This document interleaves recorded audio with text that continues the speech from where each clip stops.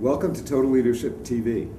This afternoon we're joined by Dave Lissy, who is the CEO of BrightHorizons Family Solutions, which is the world's leading provider of employee-sponsored childcare and work-life solutions. Dave, it's great to have you here. Thanks for joining us. It's good to be here, Stu. I'd like to start with just a quick introduction from you as to what your company's about and what you do on a daily basis as a CEO. What's your current role and responsibilities? Well, great. At BrightHorizons, our business is to partner with leading employers of all kinds to develop on-site or work-site child care centers and offer solutions that help their employees better integrate the challenges of work and life. And we do that across 43 states here in the U.S., also in the UK, Ireland, Canada, and on the island of Puerto Rico. So in my role as CEO leading the company, we employ about 18,000 people across those 4 countries. And we've tried over the years to position ourselves as the leader in our field, one that has a reputation for quality and a culture that is the employer of choice for people in our field to want to pursue a career. So, I spend my time doing a variety of things that include traveling to, visit our clients and see our employees who are located, as I said, throughout the world now, as well as any number of functional tasks that might take up my time when I'm in our home office up in Boston. You've been in your role for 5 years? It'll be 7 years in November. Okay. Right. Let's start with looking forward. As you look to the future of BrightHorizons Family Solutions and the environment that you're currently facing, what do you see as the most important leadership challenges you face?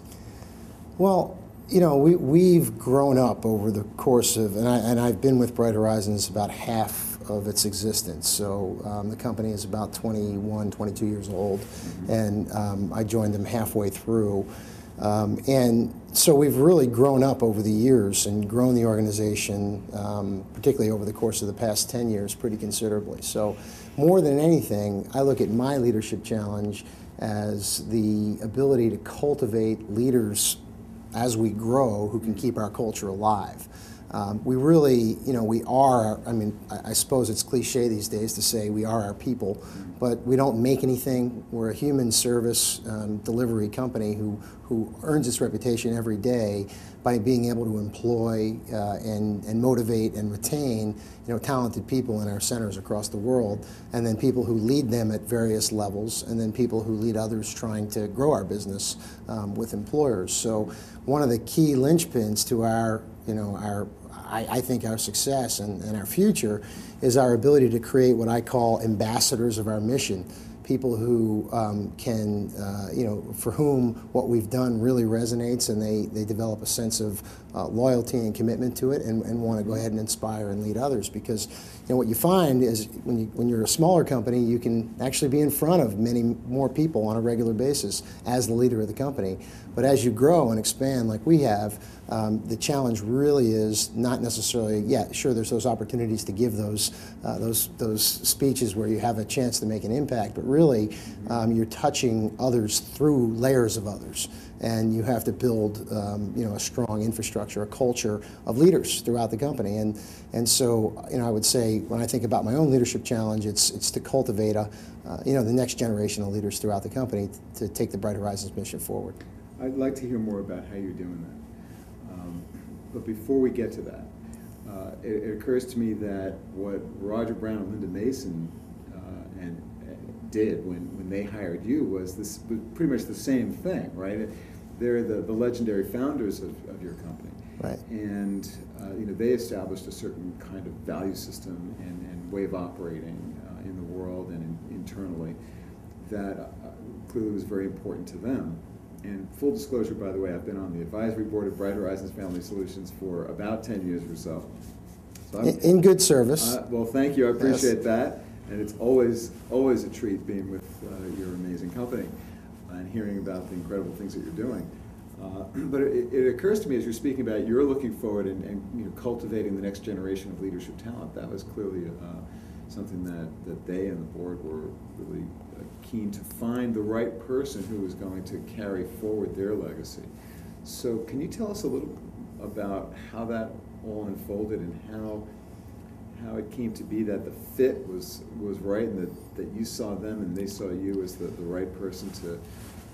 As I reflect back on sort of my history, there's sort of, how the connection was made and then how it went from there. Mm-hmm. And I think that when I think back about how the connection was made, fairly standard process, recruiter, mm-hmm. The whole thing. But, I'll never forget, when I originally got the call from the recruiter, I thought, this is not a fit. I had spent my past, what then was 11 years in healthcare, and doing nicely and growing my career, mm-hmm. and to get a call from a recruiter with something that's so unique, so niche, so seemingly niche, yeah. as to what they were doing. And so, really, I went to the first meeting thinking this is going to be an hour sort of cordial thing, neat thing, get to know somebody neat, and it turned into like a 3-hour session. And I think the connection was really key, the personal connection that I felt with Roger, who was principally recruiting for the role at the time. I just remember thinking to myself, here's somebody who embodies, or who seemingly at the time anyway, because you're sort of a little cynical when you don't know how sure. deep this goes, who embodies both the desire to do good through a service that gives society something it really needs, but to do that in the construct of a strong business that has a sustainability feature to it in terms of really strong economics. And so there are lots of dreams and visions in the world that don't ultimately get a chance to make it because they're not fueled by an underlying business strength. Nonprofits get fueled by donations, but ultimately we have to survive in business by giving a return to our shareholders. And I think this had the opportunity to do both. So I left that first meeting and went home and said to my wife, wow, I'm really intrigued. And your cynical part of your brain's fighting with your idealistic part of your brain. Mm-hmm. And I remember thinking, if this is 80% of what I think it could be, this could be a great opportunity. And I took the leap and joined them, and they took the leap on me as well. It was mutual. And what I found was, I spent the first 6 months of my time with the company sort of thinking to myself, where are they hiding all the mean people? Where are all the evil people around here? Because this is unlike a culture that I had seen before. And I had both been with some smaller companies and some large companies, and usually there was bigger gaps between companies' rhetoric and the reality than what I experienced with BrightHorizons initially.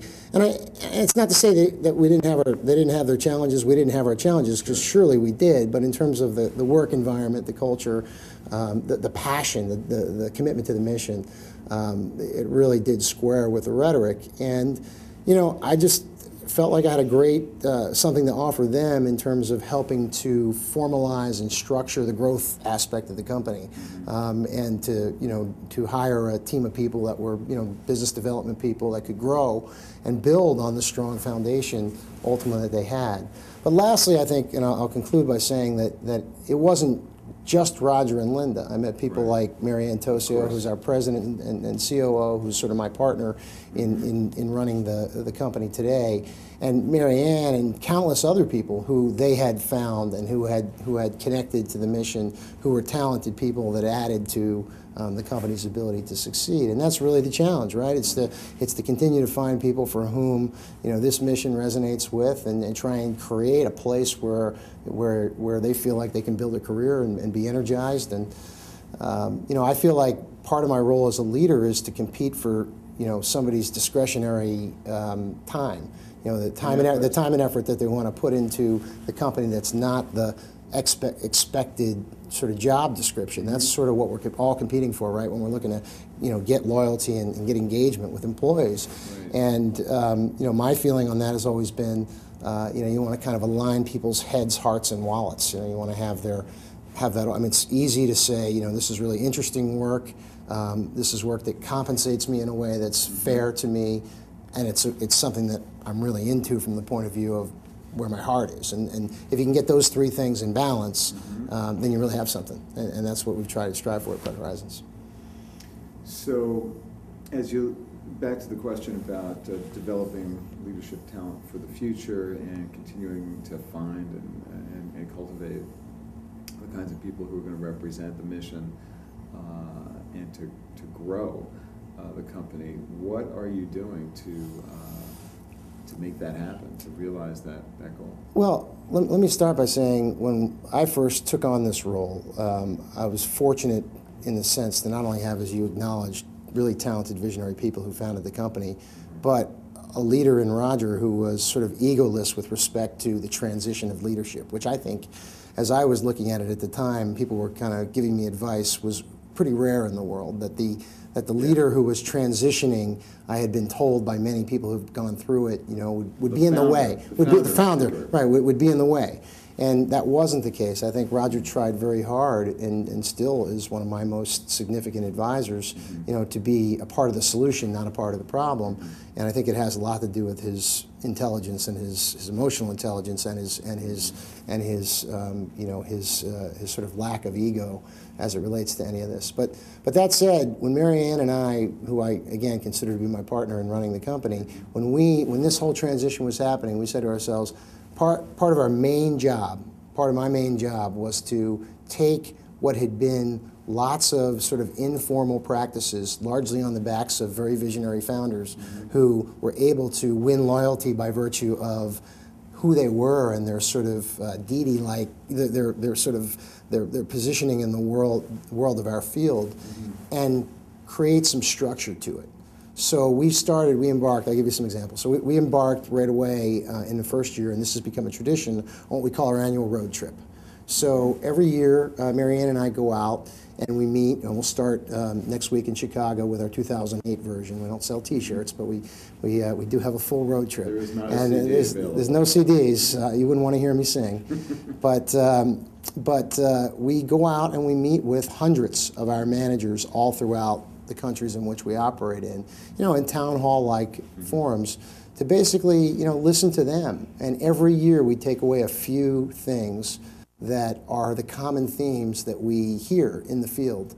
I think it accomplishes a couple things. One, I think it accomplishes a connection between that skips sort of management layers and gets us down to our first line managers who are really critical, and allows them to have a connection to us, which we've gotten very positive feedback about. But for us, it allows us to make some tangible change that is directly coming from the feedback that we're getting from our first line managers.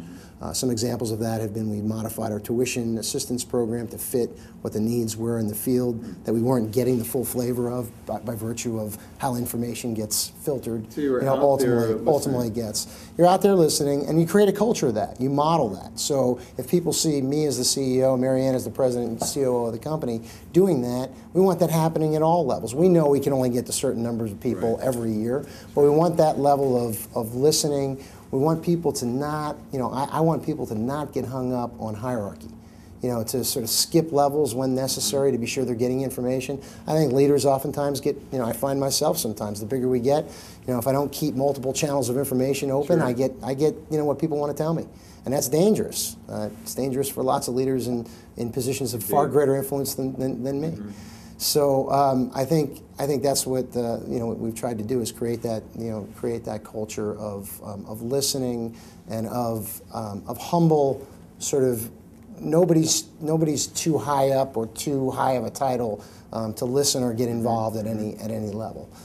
Sort of a bit of a sort of servant leadership, kind of not servant in the sense of religious or anything like that, but in terms of serving our clients and our families. We're all in that together, and we have common challenges.